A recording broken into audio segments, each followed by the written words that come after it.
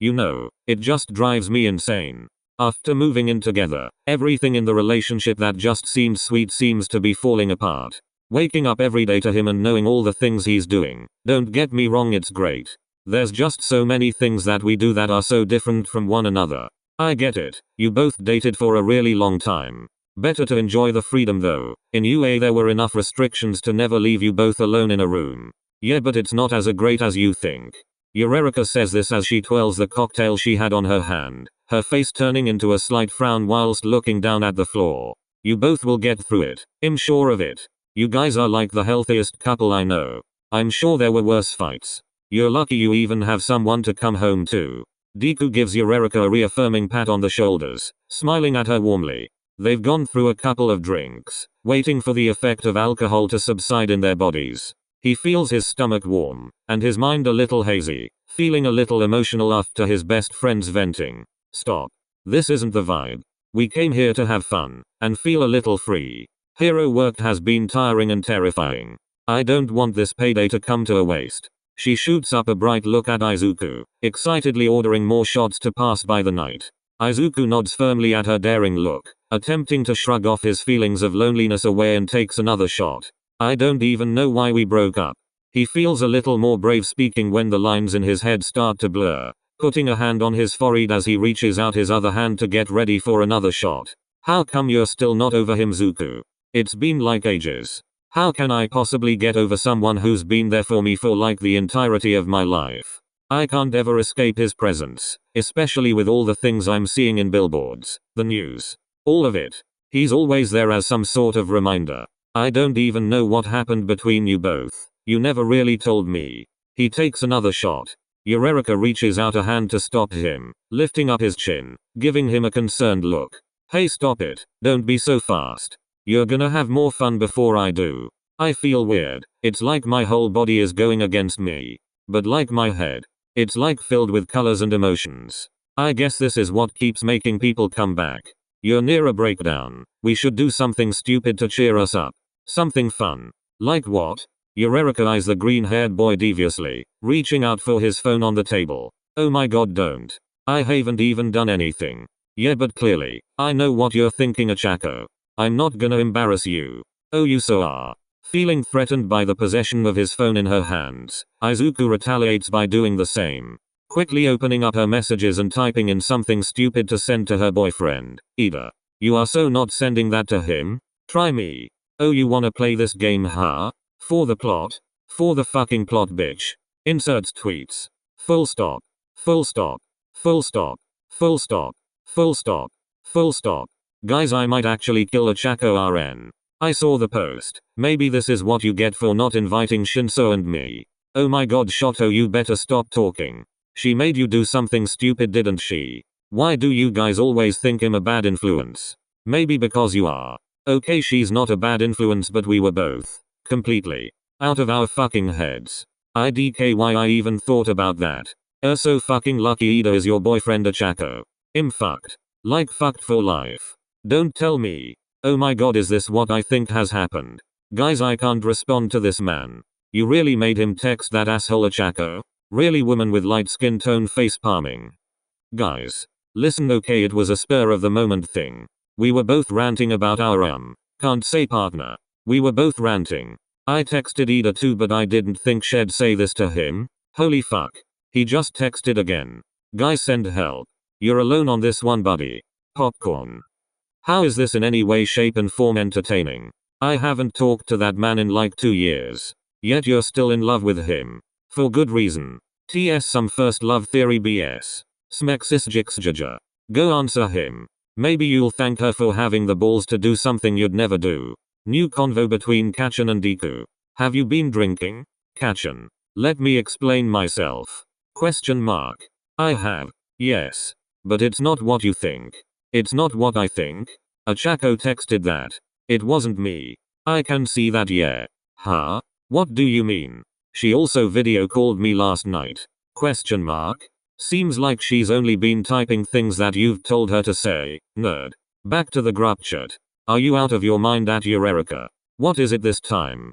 You also video called him last night? Why do I not remember anything? Dude, you were actually hella fucked last night, weren't you? Guys. This isn't funny. Chaco, I'm literally gonna murder you. Moves back to chat. Oh, you're just not gonna reply or smth nerd. 15 meters timestamp.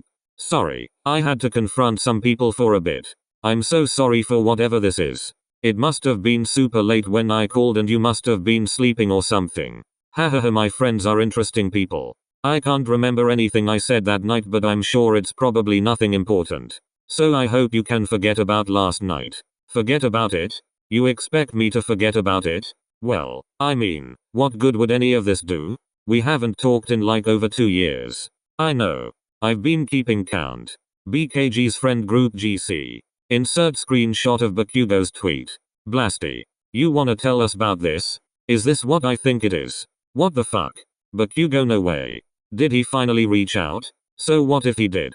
And you didn't call us the second it happened? Why the fuck would I do that? Okay, lose him again then. When I see you. Zero, you're really baiting him, and you loudly crying face. Are you gonna do anything about it, Blasty? That's none of your business. Still the same old Bakugo woman with light skin tone face palming. You should man up and talk to him, Bakubro. He finally reached out. You guys haven't been on speaking terms for the past 2 years. I don't know what happened between you both, but don't you think it's time to clear things up with him?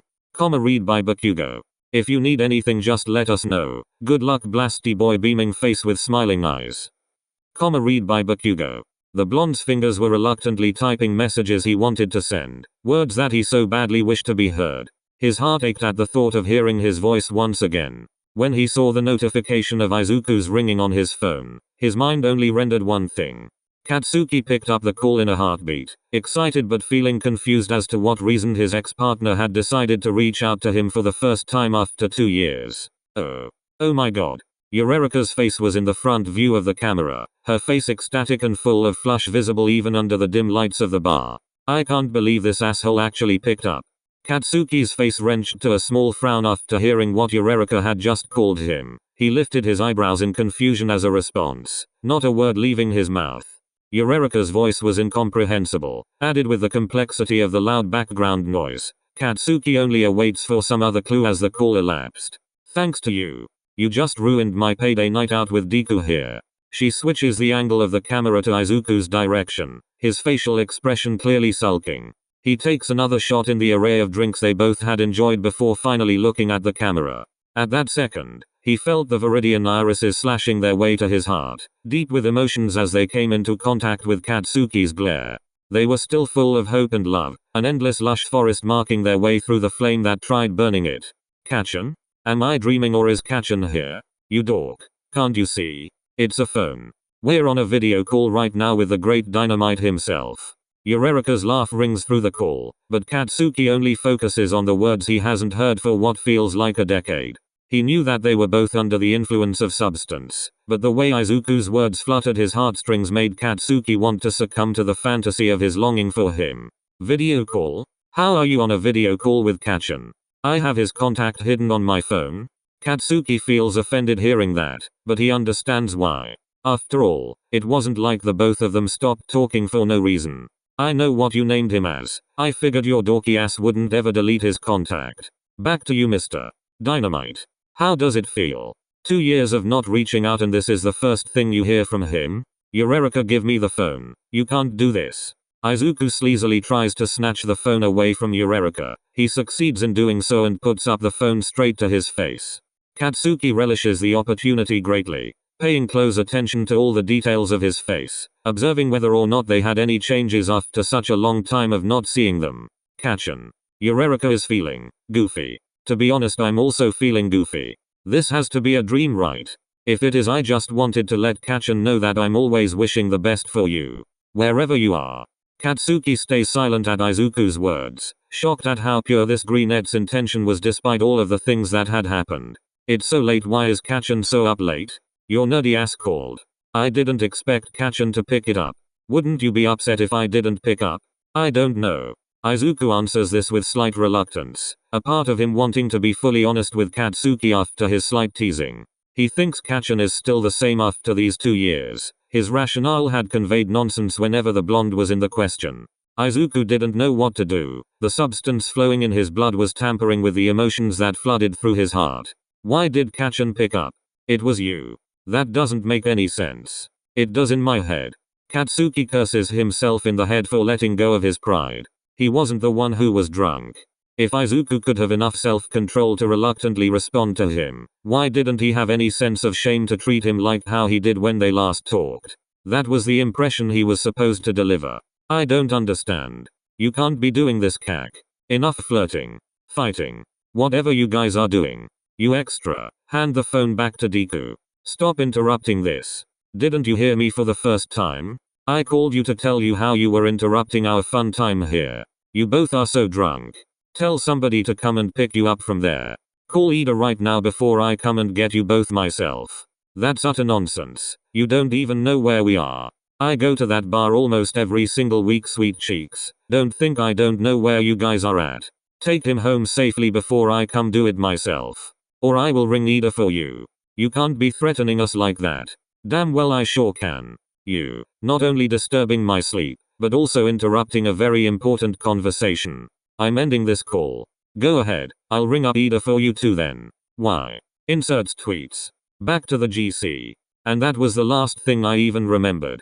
We were literally so wasted. Why is he saying all of this like it's nothing to him? And now I just look stupid reaching out because he was the one that left me after all of this. Have you guys ever properly talked things out? He just suddenly left with no explanation. And none of you had the courage to contact each other. Our young love. You speak like you're as old as your dad. Reversed hand with light skin tone with middle finger extended. You know, before you kill me. Maybe you should take the chance to finally talk to him and clear things up. Maybe proper closure can be given this time. Smiling face with smiling eyes and hugging hands.